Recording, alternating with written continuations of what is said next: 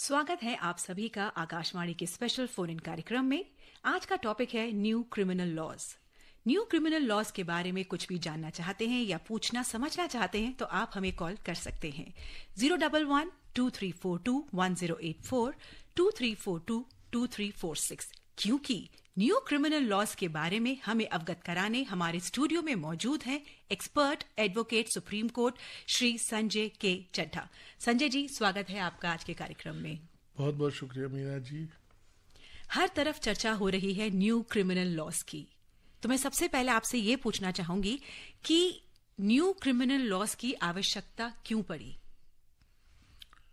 देखिए, मैं इस सवाल को जवाब देने से पहले ये बताना चाहूंगा कि ये कब बने थे। 1857 में जो वर्ल्ड वॉर हमारा जो फर्स्ट वॉर ऑफ इंडिपेंडेंस हुआ था, उस वक्त की बात है। ब्रिटिशर्स हमारे पे हुकूमत चलाते थे।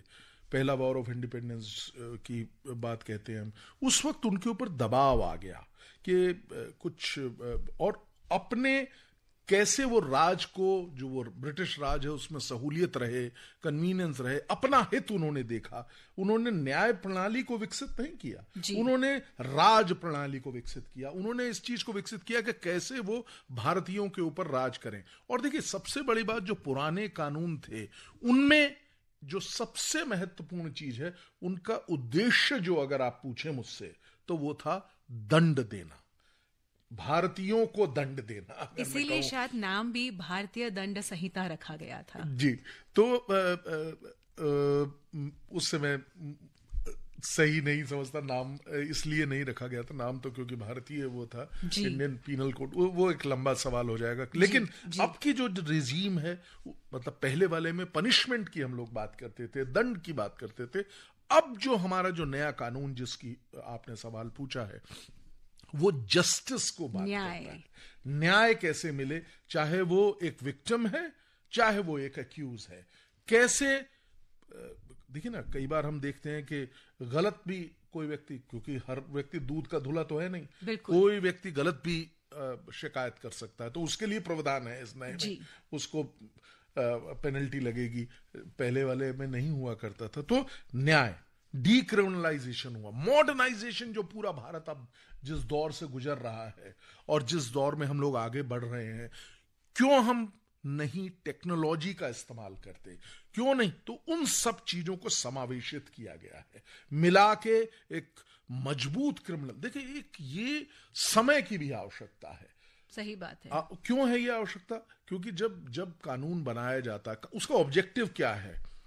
एक कानून के बनाने का ऑब्जेक्टिव होता है सोसाइटी को सर्व करना। अगर देखिए, हमारे यहां पे क्रिमिनल व्यवस्था सही नहीं होगी तो कितनी दिक्कतें हो जाएंगी, कितनी विपत्तियां आ जाएंगी लोगों के ऊपर।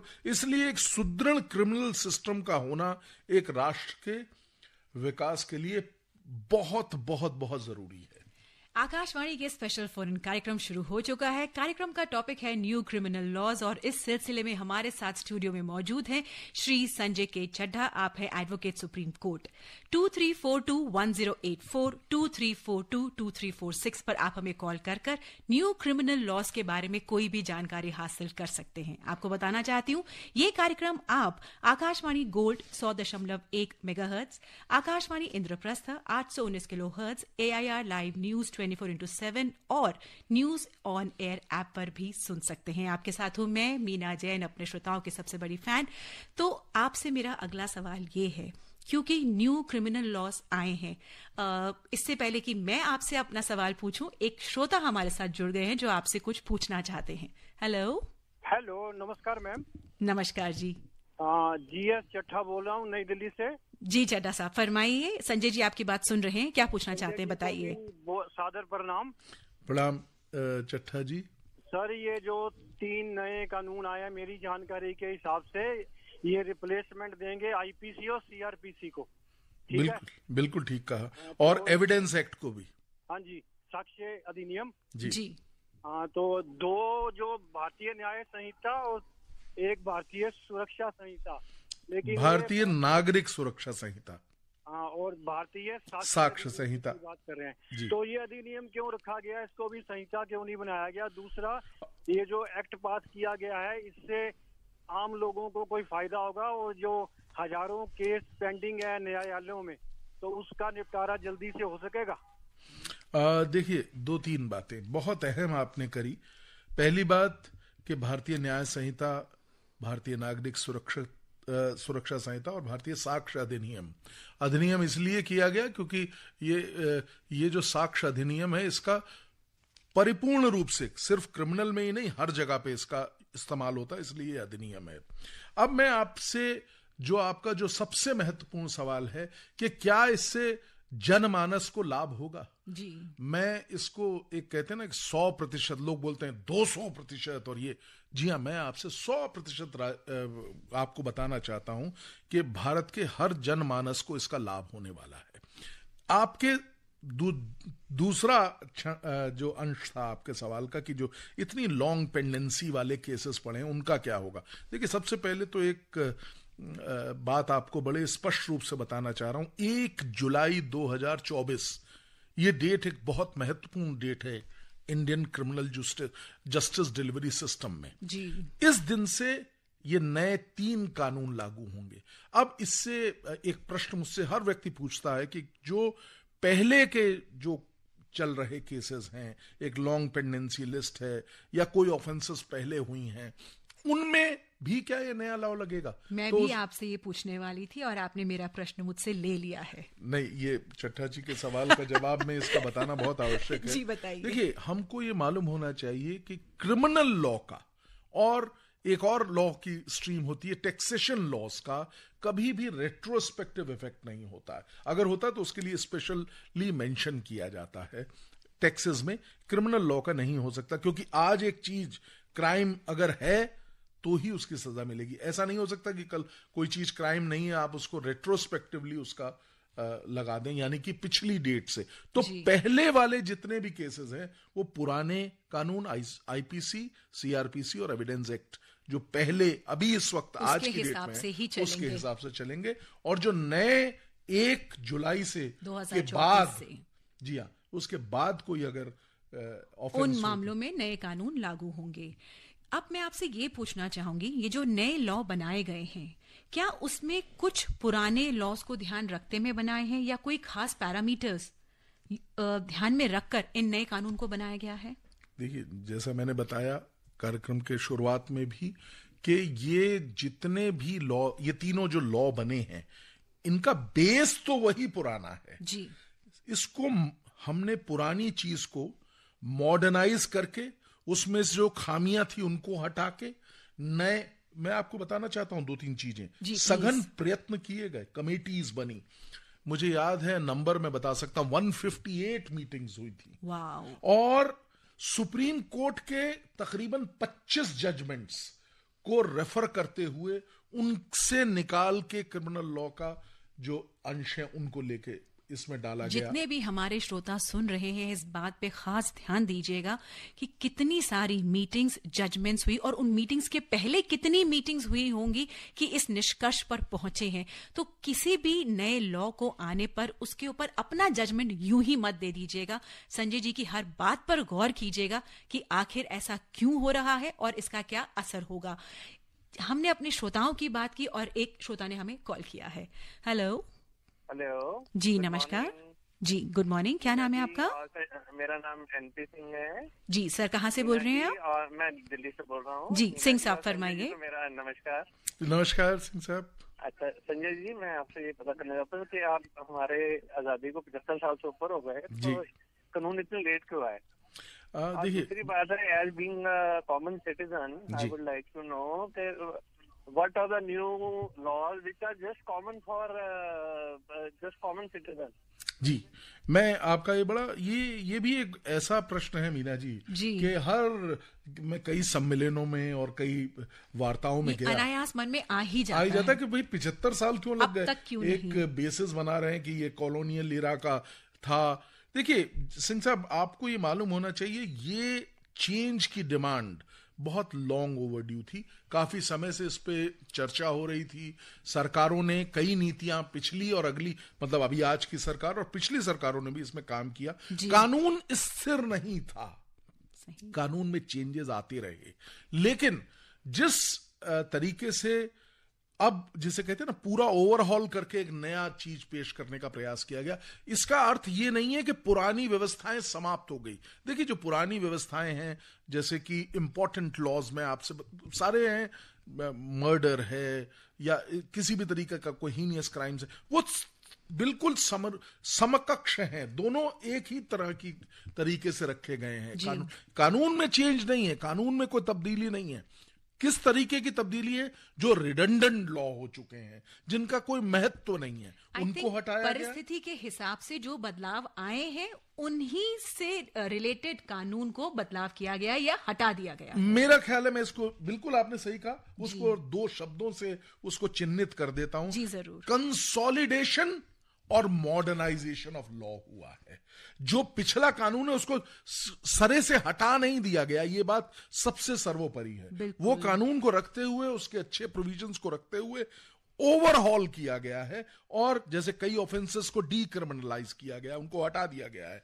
मॉडर्न टेक्नोलॉजी, आपको पहले जो होता था वो कोर्ट का एक आदमी जाके आपको नोटिस सर्व किया करता था, सम्मन के लिए डाक से जाता था, अब उसको मॉडर्न डिजिटलाइजेशन की तरफ हम लोग बढ़े। और जब अब इस कार्यक्रम के साथ साथ मीना जी के पास सवालों की एक झड़ी है, मैं ये कहूंगा कि वो मुझे लगता नहीं संजय जी आज मैं आपसे अपना कोई सवाल पूछ पाऊंगी, क्योंकि एक श्रोता हमसे फिर जुड़ चुके हैं आज के स्पेशल फोन इन कार्यक्रम में, जहां हम बात कर रहे हैं न्यू क्रिमिनल लॉज की, और मेरे साथ आप आवाज सुन रहे हैं संजय जी की, जो कि सुप्रीम कोर्ट के एडवोकेट हैं। और अब आप सुनेंगे हमारे लिसनर का सवाल। हेलो जी, नमस्कार। रघुविंदर जी।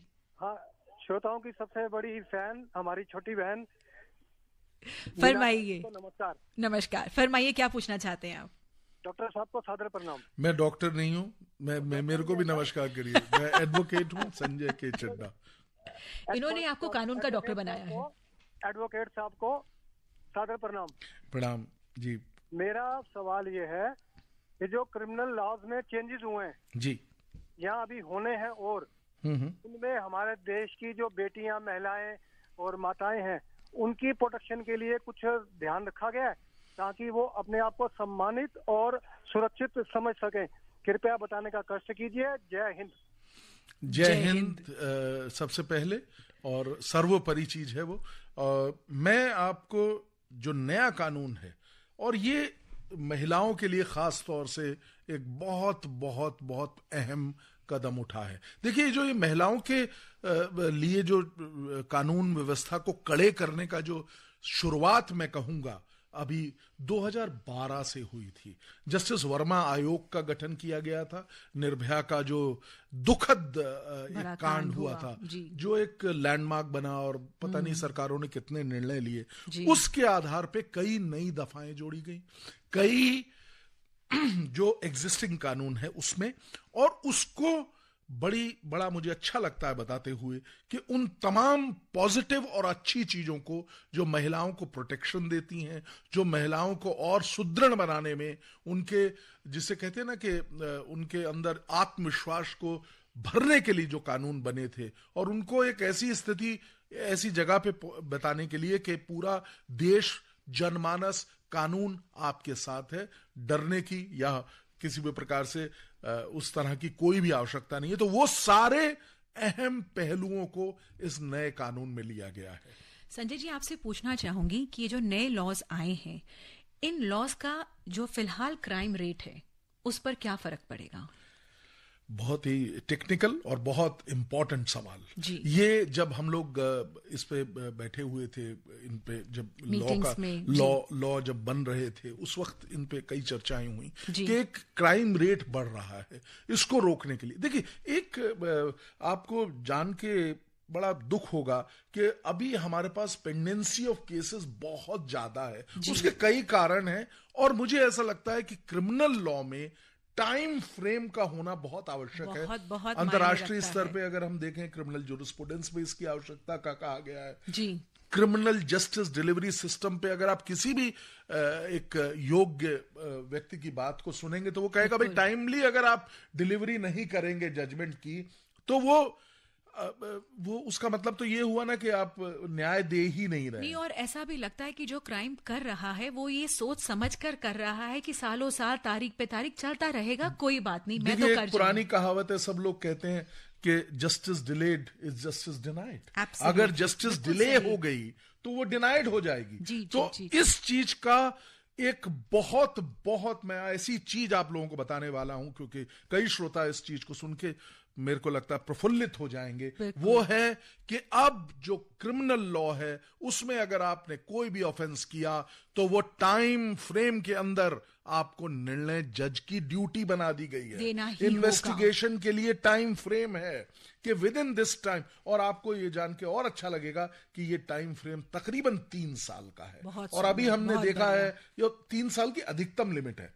हमने अभी हमने कई बार मैंने देखा कि अभी स्पेशल कोर्ट्स के जरिए निर्णय आए हैं, जो निर्णय जो हैं वो सिर्फ 30 या 35 दिन में भी निर्णय आ गए। जी हाँ, राजस्थान की एक अलवर की अदालत ने मेरे ख्याल है 34 या 36 दिन का एक कीर्तिमान बनाया हुआ है। और तो निश्चित तौर पे कॉम्प्लेक्सिटीज को हटाया गया है इसमें, बस इतना समझ लीजिए। आपने कहा मॉडर्नाइजेशन, डिजिटलाइजेशन हुआ, तो जैसे videography of the crime scene हो गया, या डिजिटल समन्स हो गए, इलेक्ट्रॉनिक रिकॉर्ड्स हो गए, फोरेंसिक एग्जामिनेशन हो गया, इन सब का नागरिक सुरक्षा प्रक्रिया पर क्या फर्क पड़ेगा? देखिए, नागरिक सुरक्षा जो या साक्ष्य अधिनियम है, उन पर क्या फर्क पड़ेगा? बिल्कुल, उनमें देखिए सबसे बड़ा कि जो चेंज है जी, वो चाहे पहले तो ये तीनों कानूनों को समझना, एक बहुत 2 लाइन बताना चाहूंगा, एक लाइन। जैसे भारतीय न्याय संहिता जिसने आईपीसी को रिप्लेस किया है, उस न्याय संहिता में ऑफेंसेस को डिफाइन किया। ये हमारे, मैं देखिए कोई भी जानकार होगा उसे मालूम होगा, लेकिन एक साधारण व्यक्ति को ये जानना चाहिए। और जो भारतीय नागरिक सुरक्षा संहिता है उसमें क्या किया गया है, उसने रिप्लेस किया है सीआरपीसी को, क्रिमिनल प्रोसीजर कोड को। तो इसके अंदर प्रोसीजर को बताया गया। जितनी भी बातें आपने कही कि भाई वीडियोग्राफी और ये टेक्निकल बातें, ये सब प्रोसीजर की बात। और 3 स्टेज होते हैं एक ऑफेंस की, इन्वेस्टिगेशन, ट्रायल। तो हाँ, आप ले लीजिए, पहले श्रोता को लीजिए। नहीं, आप अपनी बात कंप्लीट कीजिए, फिर हम उनको लेते हैं। तो जो स्टेज ऑफ क्राइम होती हैं, जैसे कि इन्वेस्टिगेशन, और उसके बाद फिर कोर्ट में दो ब्रॉड स्टेजेस हैं। पहली स्टेज इन्वेस्टिगेशन, जहां पे मसला पुलिस के समक्ष रहता है, पुलिस इन्वेस्टिगेट करती है। अभी आपने कितने स्वर्णिम अक्षरों में कहा कि videography of the crime scene, तो videography of the crime scene कौन बनाएगा? पुलिस को।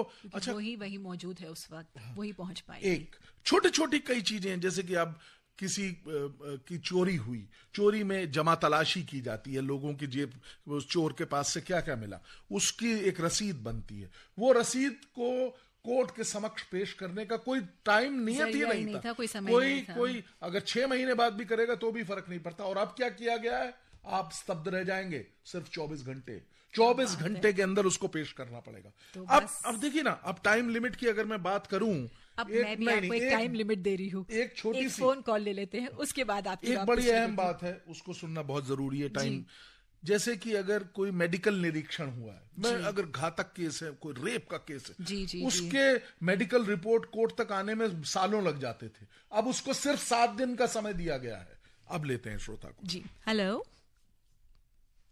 जज साहब, जय हिंद। जय हिंद।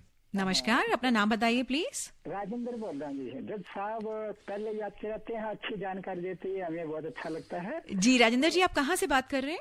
हरियाणा हिसार से बात कर रहा हूँ जी। फरमाइए राजेंद्र जी, क्या पूछना चाहते हैं आप? हाँ, पूछना चाहता हूँ जी, नए कानून भी बने हैं और भी कानून है, आम जन बारे में नॉलेज नहीं होती, तो कैसे और नॉलेज बढ़ाई जाए? कोई केस बनता है तो मतलब अपने जांच अधिकारी अपने हिसाब से ही जो फाइल करता है, और लोगों को कुछ अगर केस की कोई कॉपी मांगी जाए तो भी उनको मतलब डराने धमकाने, क्या करोगे, ये आम जनता को नहीं मिलती। तो अपने हिसाब से कोई रोड केस हो जाए और हो जाए, तो इसके बारे में जानना था, और कैसे अच्छी सी जानकारी ले सकते हैं। जी राजेंद्र जी, आपका सवाल एक आम आदमी के अनुरूप बहुत सुंदर और बहुत बढ़िया सवाल है। संजय जी बिल्कुल तैयार हैं आप उसका जवाब देने के लिए। मैं राजेंद्र जी ने जो बात कही वो थोड़ी दुखद है, क्योंकि एक साधारण व्यक्ति जो भारत का है उसको अभी भी कई चीजें समझने की आवश्यकता है। इसमें एक मैं बात कहूंगी कि देखिए अभी इस वक्त कितनी कोशिशें की जा रही हैं, नए लॉज लॉन्च नहीं हुए हैं, लागू नहीं हुए, लेकिन कितने कार्यक्रम हो रहे हैं और आप भी कितने कार्यक्रमों का हिस्सा बने हैं जहां आप गए हैं समझाने के लिए। थोड़ी कोशिश हम आम जनता को भी करनी चाहिए पढ़ने की और समझने की, नहीं लगता आपको संजय जी? यही एक रास्ता है। जी बिल्कुल, आपने मेरे सवाल का जवाब बहुत सूक्ष्म परिपक्वता के साथ दिया। देखिए ये राजेंद्र जी, आपको खुद जागरूक होना पड़ेगा, अपने अधिकारों के लिए जागरूक होगा जो नागरिक, उसे ही अधिकार मिलेंगे। लाइन लगती है भाई, जो लाइन में सबसे आगे है उसको पहले प्रसाद मिलता है।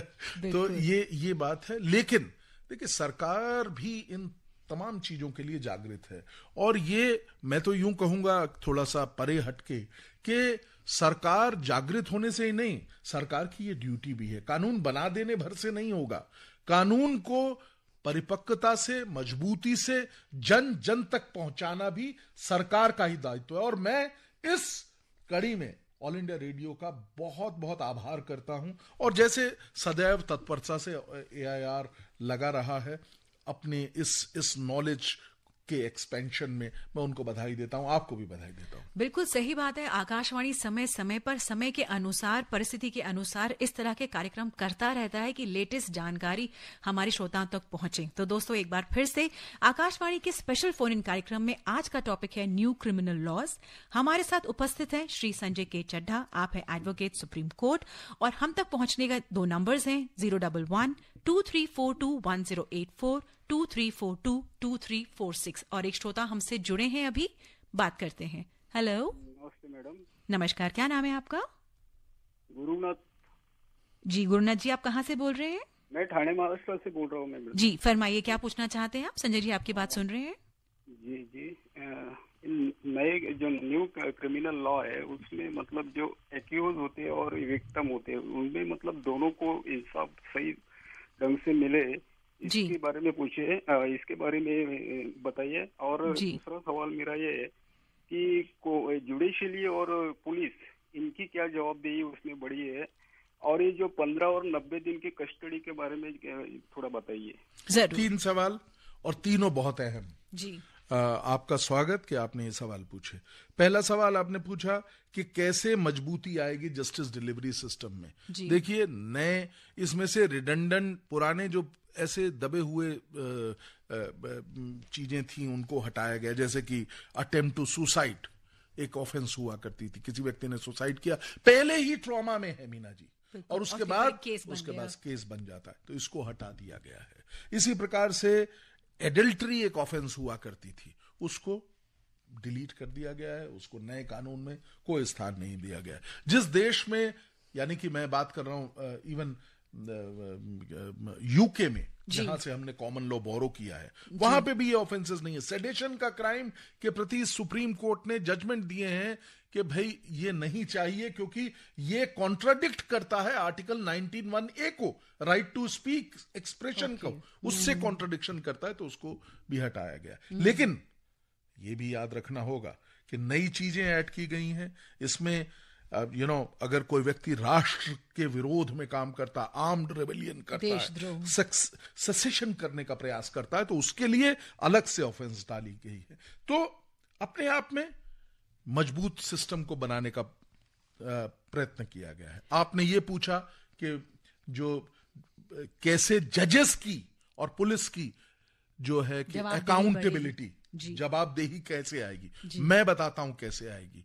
उनको एक टाइम फ्रेम दिया गया है कि आपने विद इन दिस टाइम ये काम करना है। पहले FIR, देखिए मीना जी कितने ब्यूटीफुल प्रोविजन है, FIR के लिए 7 दिन का समय दिया गया है। आज भी, आज के अगर परिप्रेक्ष्य में कहूं तो अगर हमें FIR करानी पड़ती है तो जिसे कहते हैं ना जूते घिस जाते हैं, लेकिन अब नए कानून में एक मजबूती, परिपक्वता दिलाई गई है कि विद इन 7 डेज FIR होगी। तो जनता के हाथ मजबूत किए गए हैं। जनता का हाथ तभी मजबूत होगा जब जनता अपने मजबूती से अच्छा थामा गया है, बिल्कुल थाम के और साथ चलने की बात है। और निश्चित तौर पे इसमें विक्टिम, एक्यूज और यहां तक कि विटनेस प्रोटेक्शन एक्ट की विटनेस के प्रोटेक्शन के लिए स्पेशल प्रोविजन बनाए गए हैं। भाई पहले क्या होता था कि दड़ा धमका के विटनेस को बिठा दिया गया, नहीं अब ये नहीं चलेगी बात। क्या बात है। एक और लिसनर हमारे साथ जुड़े हैं संजय जी, मतलब मैं तो आज आपसे कुछ पूछ ही नहीं पाऊंगी। हेलो। यस मैम, नमस्कार जी नमस्कार। क्या नाम है आपका? मैं वीरेंद्र फ्रॉम रोहिणी, दिल्ली। जी वीरेंद्र जी फरमाइए, क्या पूछना चाहते हैं? वकील साहब, पहला प्रश्न मेरा यह है कि अगर 1-2 डेट ही निकली हो अब और केस डाला हुआ हो, तो क्या नए लॉ के अनुसार जुलाई के बाद उसमें क्या कन्वर्ट कर सकते हैं क्या?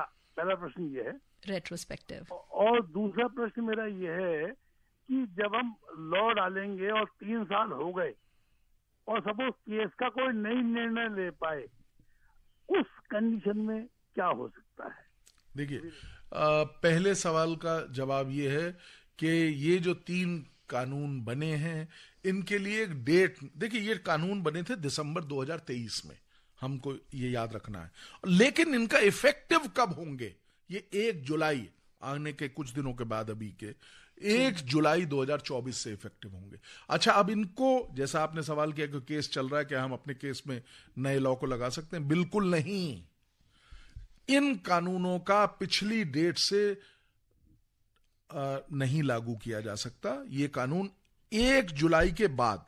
अच्छा, 1 जुलाई से पहले वाले केसेस का क्या होगा? अगला सवाल। वो जो है, जो एग्जिस्टिंग सिस्टम है, दोबारा बोल रहा हूं मैं, आईपीसी, सीआरपीसी और एविडेंस एक्ट जो पुराना चल रहा है, और देखिए इसकी एक ब्यूटी बहुत समझना बहुत आवश्यक है। इसकी वजह से जो ट्रांजिशन का फेज है, जैसे हम पुराने कानूनों से नए में आएंगे, वो कितना स्मूथ होगा। पुराना अपना चल रहा है, धीमे धीमे नया आ जाएगा। तो मुझे ऐसा लगता है कि बहुत अच्छा रहेगा। और अब आपने पूछा जुडिशियल अकाउंटेबिलिटी की, मैं बात कर रहा था कि जजेस अगर सही समय पे 3 साल में निर्णय नहीं दिया, तब क्या होगा? तब जज बाध्य हैं कि वो राइटिंग में बताएंगे कि क्या कारण है कि इस वजह से नहीं कर पाए हम, और फिर ये अपेक्षित है उनसे, उनको ये करना पड़ेगा कि 3 साल में करना। अगर 3 साल 10 दिन हो गए तो वो, I think that kind of. आपने अभी कुछ लॉज के बारे में बताया जो हट गए हैं, कुछ ऐसे लॉज बताइए जिन्हें इंट्रोड्यूस किया गया हो। देखिए, बहुत ही रोचक सवाल, फिर से मैं कहूंगा, धारा 103 मॉब लिंचिंग पहले नहीं हुआ करता था। बिल्कुल, मॉब लिंचिंग को ऐड किया गया है। और देखिए, इसका मतलब ये नहीं है कि आज से पहले जो मॉब लिंचिंग हुई उसको हम पनिश नहीं करते, सजा नहीं मिली। उसको सजा मिलती थी। पुराने कानून में व्यवस्थाएं हैं, मर्डर का है, किसी को अटैक किया है तो उसका अलग है, दूसरे धाराओं के अंदर, लेकिन स्पेसिफिकली इसको एक धारा मिल गई, स्पेसिफिक मॉब लिंचिंग को एक धारा दी गई। इसके अलावा देखिए, ऑर्गेनाइज्ड क्राइम पहले नहीं हुआ करता था, अब ऑर्गेनाइज्ड क्राइम धारा 111, पिटी ऑर्गेनाइज्ड क्राइम धारा 112, टेररिस्ट एक्ट स्पेसिफिक, स्नैचिंग वगैरह पर भी, चेन स्नैचिंग, बिल्कुल सही, इतना आम है। तो ये जो सारा अध्ययन करके आई हैं। एक और लिस्टर हमारे साथ जुड़े हैं। हेलो। हाँ जी नमस्कार, क्या नाम है आपका? मैम, मेरा नाम वीरेंद्र जैन, रोहिणी, दिल्ली से बोल रहा हूँ मैं। जी वीरेंद्र जी, अभी शायद आपसे बात हो रही थी। नहीं मैम, वो दूसरे, मैंने देखा वीरेंद्र नाम से किसी और में भी। जी फरमाइए, पूछिए आप क्या जानना चाहते हैं। मैम, जैसे 2009 में किसी ने झूठा केस किया जी, और मतलब साबित हो गया कि वो गलत थी कंप्लेन जी, ठीक है, वो मतलब दूसरे बंदे को फारिग कर दिया, तो क्या उस केस पे भी मतलब अभी पुराने केस पे भी इस नए कानून के तहत? देखिए, मैंने आपकी आवाज कट गई थी, लेकिन मैं आपका जो क्वेश्चन है उसको समझ गया हूँ। वो ये है कि 2009 के अपराध पे सजा नहीं हुई और वो उनको छोड़ दिया गया, बरी कर दिया गया। तो ऐसे स्थिति में 2 चीजें, एक तो ये बात व्यवस्था, बार बार रिपीट कर रहा हूं क्योंकि ये सवाल बहुत अहम है Meena, everybody wants to know this, और सबके जहन में अभी भी वो क्लियरिटी नहीं आ रही है। भाई 1 जुलाई से पहले वाला जितना भी criminal act, criminal cases, trial, investigation, सब कुछ वो पुराने कानून की व्यवस्था है। 1 जुलाई की डेट से नए ये 3 कानून लागू होंगे। अब जहां तक उनका बात है, जिस सवाल को अभी जैन साहब वीरेंद्र जी ने पूछा, तो उसका सूक्ष्म जवाब क्योंकि मैं जानता नहीं हूं केस का, बिना मेरिट में गए हुए, उसका जवाब सिर्फ और सिर्फ इतना है कि आप अगर चाहें तो मैलिशियस प्रोसिक्यूशन का केस कर सकते हैं। ओके जी, ओके। अब मैं चाहूंगी कि आप एक एक करके हमें जो 3 नए लॉज इंट्रोड्यूस हुए हैं, जो बनाए गए हैं, वो हमारे श्रोताओं को समझाएं एक आम भाषा में, बहुत साधारण भाषा में। जी जरूर। दो, मुझे ऐसा लगता है कि मैंने एक छोटा सा प्रारूप उनको पहले भी दिया, लेकिन फिर से जी जरूर। देखिए, इंडियन पीनल कोड, जहां पे तमाम व्यक्तियों के बारे में कोई अगर ऑफेंस की जाएगी तो ऑफेंस की डेफिनेशन, सजा कितनी होगी, वो इंडियन पीनल कोड जो कि हमारे पास अभी आज है, उसको हमने चेंज करके और उसकी जगह भारतीय न्याय संहिता। देखिए, एक चीज मैं आपको और बताना चाहता हूं, इसका कोई इंग्लिशाइजेशन नहीं है, अर्थात भारतीय न्याय संहिता को इंग्लिश में क्या कहेंगे तो जवाब आएगा भारतीय न्याय संहिता, BNS। तो BNS में हमने देखा, देखिए कंसोलिडेट में बार बार शब्द इस्तेमाल कर रहा हूं, यानी कि सब चीजों को दबा के एक बेहतरीन परिपक्व लॉ दिया। तो वो परिपक्व लॉ कैसे, एग्जांपल देता हूं जी। जो हमारा IPC है उसके अंदर अगर हम देखें कितनी धाराएं हैं, आप मुझसे पूछें तो मैं बताऊंगा 511 धाराएं हैं टोटल जी। तो आप देखिए अब कितनी है नए वाले कानून में, 358। तो उतनी धाराओं को हटा के कंसोलिडेट कर दिया। हाँ, मतलब हटाएंगे, क्या बात तो, लेकिन 142 का मतलब ये नहीं है कि 142 स्पेसिफिक, टोटल तकरीबन अगर मुझसे पूछे, मैं बताता हूं, मुझे वो भी याद है जी।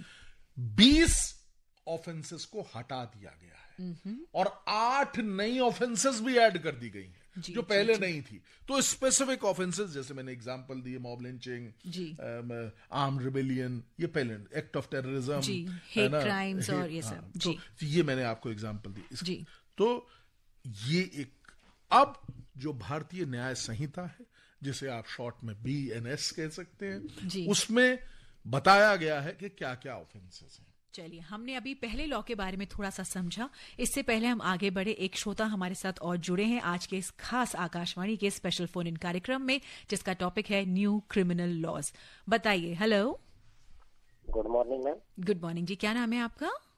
मैं उमेद यादव बोल रहा हूँ, बस महेंद्रगढ़ हरियाणा से। हाँ, आपका नाम मुझे समझ नहीं आया, एक बार आप वापस बताएंगे? उमेद यादव बोल रहा हूँ मैम। चलिए फरमाइए, क्या पूछना चाहते हैं? एडवोकेट साहब को गुड मॉर्निंग।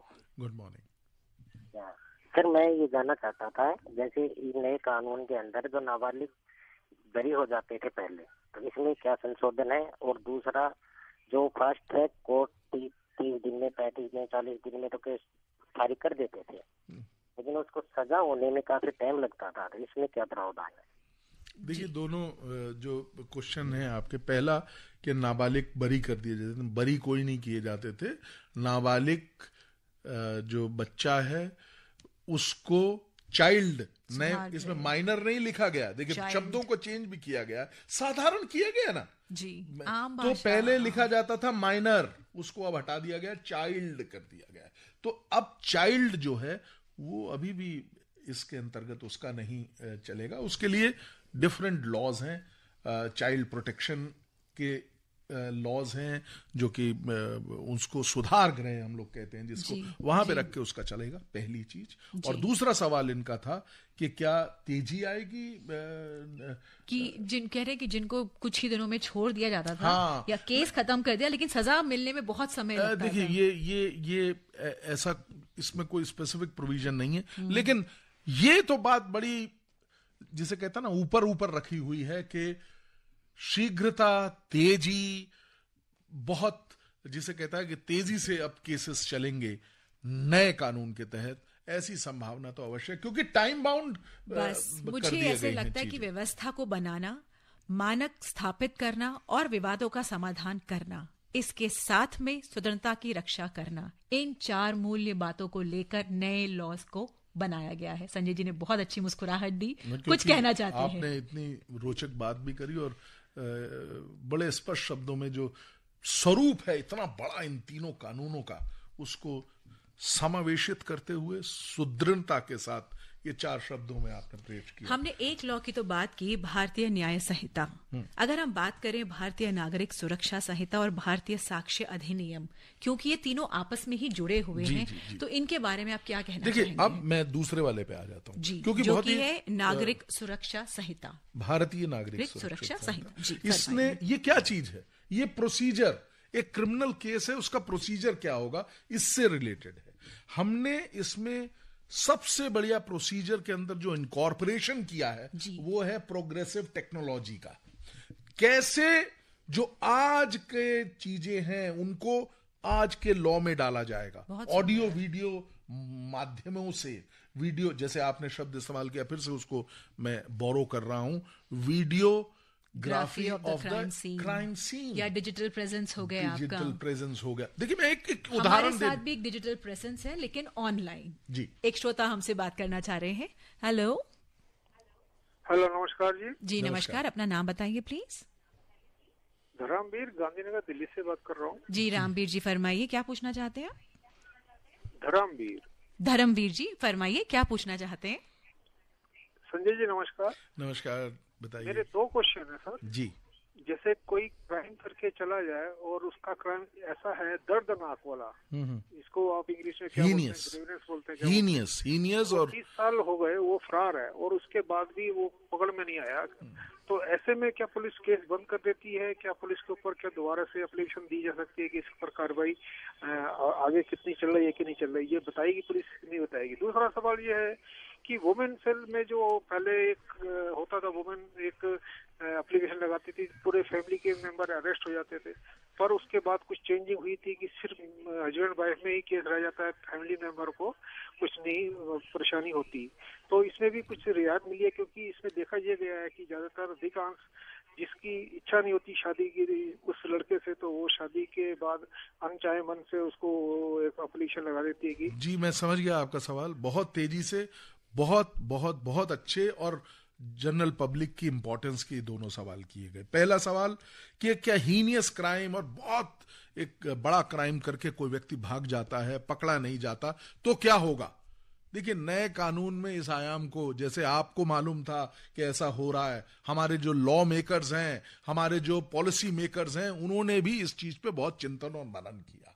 और अब आपको जान के बहुत अच्छा लगेगा कि अब अगर कोई भागता है तो भागे, यहां कानून चलेगा और उसके ऊपर जुडिशरी निर्णय देगी, एक उसको अपॉर्चुनिटी दी जाएगी। अगर वो नहीं आता है तो ठीक है भाई, जब मिलेगा तब पकड़ के पीटेंगे, तब पकड़ के उसको सजा देंगे। पीटेगा का मेरा मतलब ये है, का अर्थ है कि केस बंद नहीं होगा, केस चलेगा। और नहीं, ऑन नहीं रहेगा, केस समय सीमा के अंदर निर्धारित भी कर दिया जाएगा। अगर कोई व्यक्ति देश छोड़ के भाग गया तो उसको वापस लाने की प्रक्रिया अलग से चलेगी, वो एक अलग कहानी है। लेकिन उसके द्वारा किए गए कृत्य की ऊपर केस चलेगा, न्यायिक व्यवस्था चलेगी और उसमें उसको सजा दी जाएगी। और जब वो पकड़ा जाएगा तब उसको पकड़ के उस सजा का पालन करवाया जाएगा। पहला सवाल। अब है दूसरा सवाल जो आपने बड़ा इंपॉर्टेंट किया कि एक महिला जाके और अपने पति और उसके परिवार के खिलाफ कर देती है। देखिए, इसमें लॉ बहुत डेवलप हुआ है। इनिशियल काफी पुरानी बात आप कर रहे थे, बीच में आपने कहा कि ऐसा हो गया कि अब सिर्फ हस्बैंड वाइफ में चलेगा। ऐसा नहीं हुआ है। पहली चीज, किसी के खिलाफ भी कर सकती हैं वो, और वो इन्वेस्टिगेशन का विषय रहेगा। नंबर दूसरा, जो सबसे अहम बात है, इस पूरे मौजू को, इस तरह के जो केसेस हैं, उन केसेस में एक प्रत्येक जिले में कमेटी बनाई गई है। ये कमेटियां जो हैं सुप्रीम कोर्ट के निर्णय के आधार पे बनी है। इस आज के सब्जेक्ट से नहीं है, लेकिन बहुत इंपॉर्टेंट टॉपिक है, इसलिए मैंने मीना जी की सहमति और उनसे आग्रह करके इसका मैं जवाब दे रहा हूं। और उसके बाद फिर जो है उनको मीडिएट करवाया जाएगा, उनको बैठ के दोनों लोगों को समझाया जाएगा, और अगर वो जुड़ सकता है, वो जो संबंध विच्छेद हो चुका है, अलग अलग हो चुके हैं, उसको जोड़ने का प्रयास किया जाएगा। और अगर उसमें भी कोई खामी आती है, नहीं होता, तो उनको तमाम रास्ते बताए जाएंगे कि भाई आप सेपरेट ले सकते हैं, और कॉम्प्रोमाइज करवाने का प्रयास किया जाएगा। और उसके बाद अगर एक्चुअल में कोई क्राइम जो है वो बिल्कुल on the face of it, prima facie जिसे कहते हैं, वो प्रतीत होगा, तब पुलिस उसमें एक्शन करेगी। मतलब कोशिश हर तरह से जुड़ाव की रहेगी, तोड़ने की बजाय।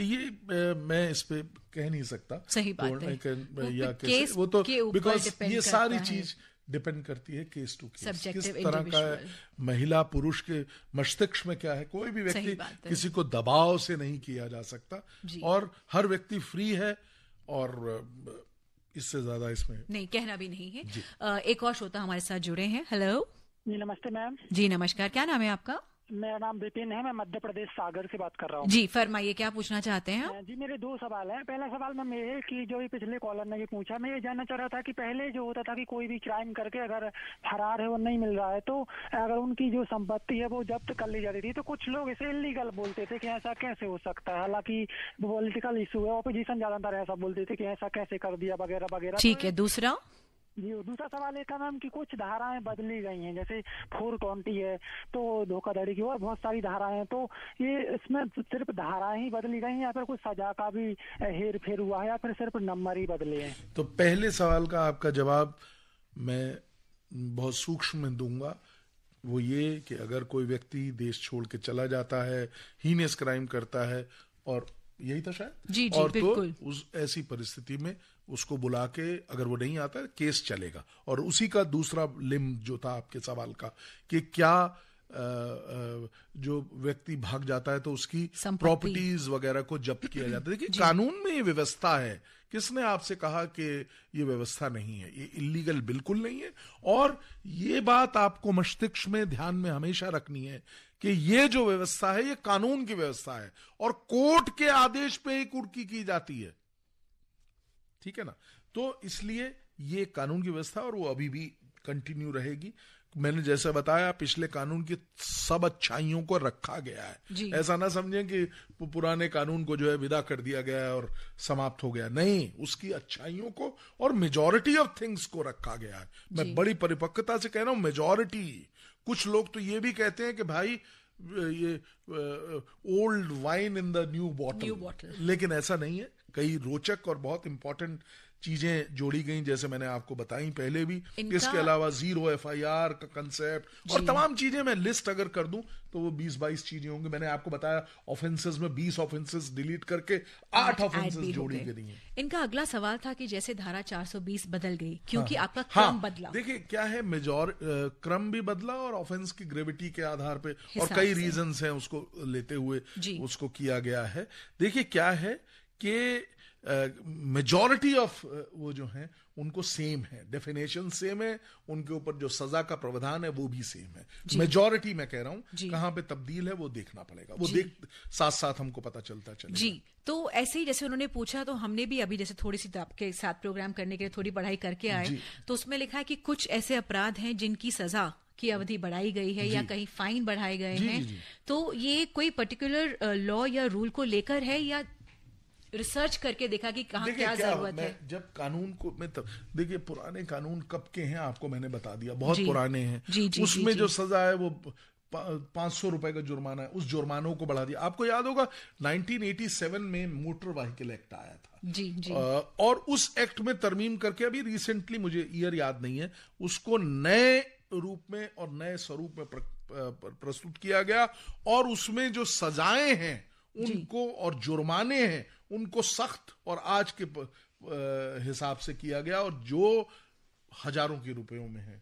मिनिमम ऑफेंस का जो चार्जेस है वो भी बहुत बढ़ा दिए गए। तो कहने का मतलब है कि आज के परिप्रेक्ष्य में इसको किया गया है, सजा को कहीं पे बढ़ाया घटाया भी गया है, लेकिन मोरलेस, मैं फिर से बोल रहा हूं, बहुत दबाव देके बोल रहा हूं, मोरलेस वो वही है, उसमें चेंज ये बहुत अच्छी है कि जो पुराने कानून थे उनकी सब अच्छी बातें रिटेन की गई हैं, जिनकी जरूरत नहीं थी उन्हें हटा दिया गया। समय परिस्थिति के अनुसार जो नई बातें चाहिए थी उनको रिसर्च करके बहुत सारे अहम और जबरदस्त दिमागों ने मिलकर नया रूप देकर उनको कानून में ऐड किया। इतना सब जब कुछ हुआ है तो क्या अब हम कह सकते हैं, या आपसे जानना चाहूंगी कि अंतर्राष्ट्रीय स्तर पर हमारा जुडिशरी सिस्टम कहां पहुंचा? देखिए, अंतर्राष्ट्रीय स्तर पे अगर इसका अवलोकन करें, क्रिमिनल लॉ में इसे मैं एक, जैसे कहते हैं ना, रास्ते में चलने वाला एक माइलस्टोन है। अभी लॉन्ग वे टू गो। देखिए, हमको नहीं भूलना है कि इस राष्ट्र, ये विश्व का सबसे बड़ी पॉपुलेशन वाला राष्ट्र है।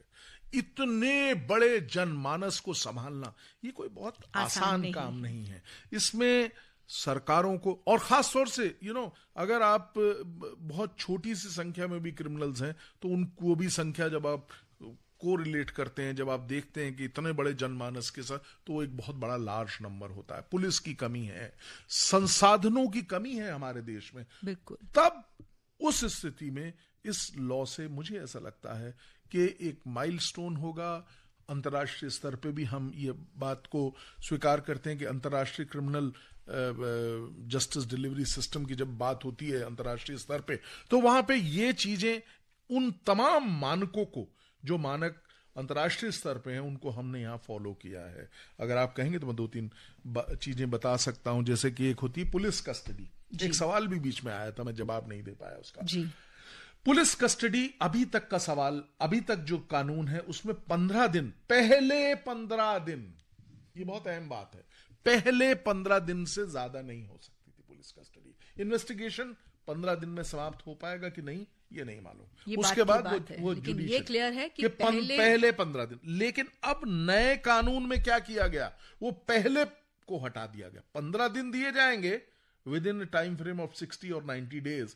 वो आप अभी 5 दिन अभी ले लीजिए, 5 दिन बाद में ले लीजिएगा। क्योंकि वो किस लिए हैं, ये बात बहुत इंपॉर्टेंट है। जी, वो 15 दिन की आवश्यकता होती है इन्वेस्टिगेशन के लिए। पुलिस अपने साथ एक्यूज को ले जाके क्राइम सीन पे जाएगा या कुछ और जगहों पे जाएगा।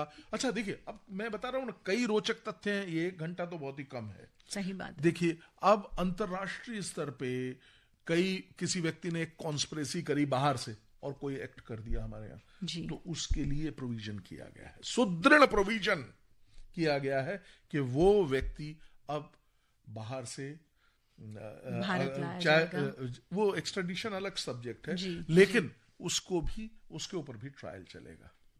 सही बात है, बहुत सही है। इतना कुछ हो रहा है, सब तरह से सब लोगों को समझाया जा रहा है। इन नए कानूनों का बार्स और बेंचेस पर क्या फर्क पड़ेगा? देखिए, बार बेंचेस पे भी जैसा मैंने बताया, बार बेंचेस कोई बाहर से नहीं आए, वो इसी सोशल फैब्रिक के पार्ट हैं जी। बार और बेंच को मिलके समय सीमाओं को लांघना नहीं है। पहली चीज, कैसे उन समय सीमाओं को जिनको इन नए कानूनों में दिया गया है उनको फॉलो करना है, इसको देखना होगा, नंबर 1। नंबर 2, टेक्नोलॉजी का मैक्सिमम उपयोग करना होगा। और नंबर 3, मैं आपको बताऊं, आपको ये जान के बड़ा स्तब्ध रह जाएंगे मैं अगर एक डाटा आपको दूं। मुझे मालूम है इस साल या पिछले साल 7,000 करोड़ रुपए कंप्यूटराइजेशन पे, कोर्ट्स के पे खर्च हुआ है। 7,000 crore, just think about it.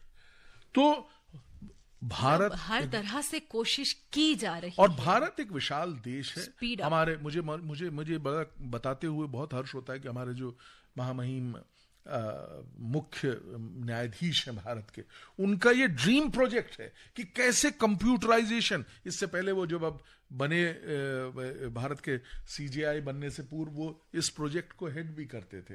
तो कहने का भाव ये है कि ये उनका ड्रीम प्रोजेक्ट है, बिकॉज यही फ्यूचर है, ये हम सबको मालूम है।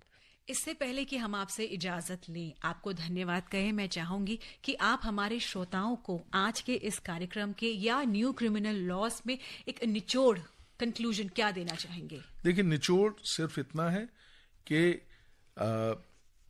क्राइम जो है उसके कानूनों में तेजी से तुरंत निपटारा हो, चीजों का जल्दी से इन्वेस्टिगेशन हो, ट्रायल जल्दी खत्म हो, कानून मॉडर्नाइज हो जाए, क्रिमिनल लॉ सोसाइटी के हिसाब से कंसोलिडेट और स्ट्रीमलाइन हो जाए। इस उद्देश्य को दिमाग में रख के ये चेंजेस को किया गया है। और मेरे को ऐसा लगता है कि ये चेंजेस कोई ऐसा नहीं है कि क्षणिक 2 मिनट में बैठ के बना दिए चेंजेस। ये एक लॉन्ग डिमांड थी हमारे इन चेंजेस को करने के लिए। जैसे मैं एक आपको उदाहरण देता हूं, एक जजमेंट हुआ करता था, अभी बड़ा रीसेंट जजमेंट है, उस जजमेंट में Dinesh Singh versus state of UP, मुझे याद आ गया नाम। उस केस में एक व्यक्ति ने गलत फॉल्स केस कर दिया था, तो उस पर हर्जाना हुआ अब ये एक पॉजिटिव एस्पेक्ट डेवलप हुआ ना लॉ का। जब सुप्रीम कोर्ट ने लॉ को डेवलप किया, उसको हमने इनकॉर्पोरेट इसमें किया। मैं तरतीबवार बोल सकता हूं, लेकिन मीना जी ने हाथ उठा दिया है कि अब मुझे शांत होना है। और बहुत बहुत धन्यवाद। आकाशवाणी के स्पेशल फोन इन कार्यक्रम में आपने सुना न्यू क्रिमिनल लॉस के बारे में। धन्यवाद देना चाहेंगे हम एडवोकेट सुप्रीम कोर्ट के श्री संजय के चड्ढा को। आज के इस कार्यक्रम की प्रस्तुतकर्ता थी प्रियंका कुमारी, आपके साथ थी मैं मीना जैन, अपने श्रोताओं की सबसे बड़ी फैन।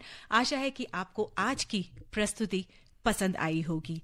आज का आकाशवाणी का स्पेशल फोन इन कार्यक्रम न्यू क्रिमिनल लॉज आपने सुना। नमस्कार।